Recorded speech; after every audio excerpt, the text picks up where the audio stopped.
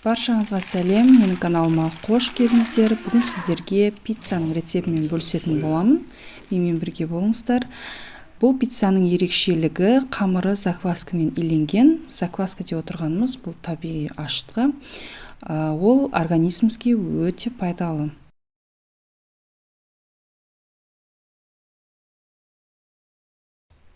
Ең алдымен ыдысымызға суымызды құйып аламыз және ашытқымызды саламыз. Закваска, яғни менің закваскам осындай өте жақсы 3-4 есе даже көтерілген, өте активный болып тұр.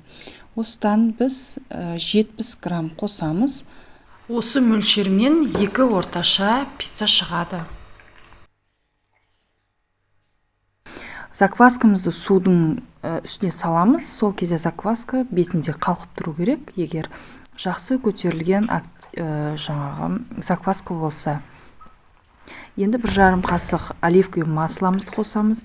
Осыны жақсылап араластырып, ұнымызды қосып, қамыр қылып илейміз.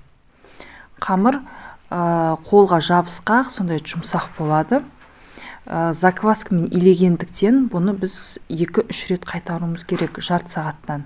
Яғни мен қазір илеп қойдым, міне, енді бетін жауып, жарты сағатқа қоям. Жарты сағаттан кейін қолымды сулап, бұлай қайырам осылай. Осылай бір қайырып, тағы да қоям. Жарты сағаттан кейін тағы қайыратын болам. Осылай мен 3 рет жасадым. Мына жерде мен бірақ біреуін ғана көрсетемін. Осылай жасайсыздар.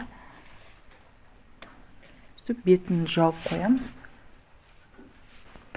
Сомен 1,5 сағат кетеді. Яғни тағы да жарты сағатқа қойып, сомен жалпы 2 сағат кетеді.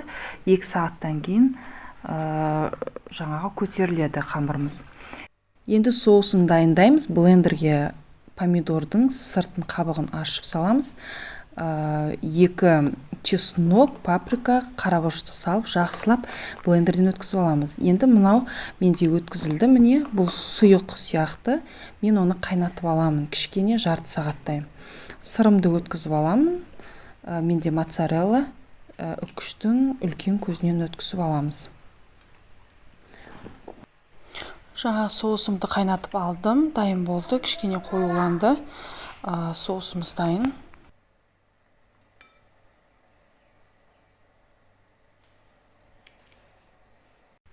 Менде 2 сағат өтті, қамырым дайын. Қамырды ыдысымыздан түсіріп, 2 бөлікке бөлемін. Теңдей шығу үшін мен таразыда өлшеп алдым.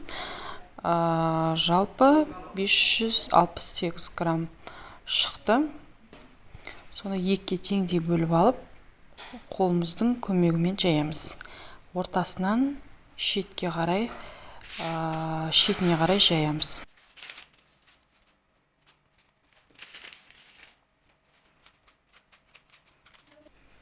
Жайып алынған қамырымызға соусымызды саламыз және барлығын видеода көрсетілгенде жасаймыз.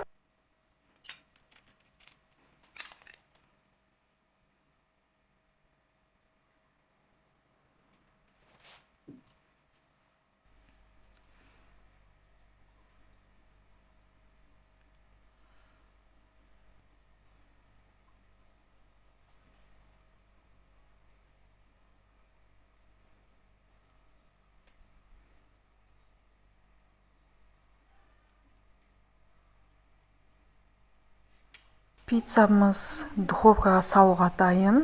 Духовкамыз алдын ала қыздырылған болу керек және 5-8 минуттың ішінде пісіп шығады. Өте жоғары температурада, ең жоғарғы температурада пісіріп аламыз.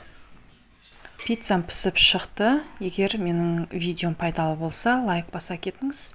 Тіркелуді ұмытпаңыз. Видеоны соңына дейін көргеніңіз үшін рахмет. Сау болыңыздар, ас болсын.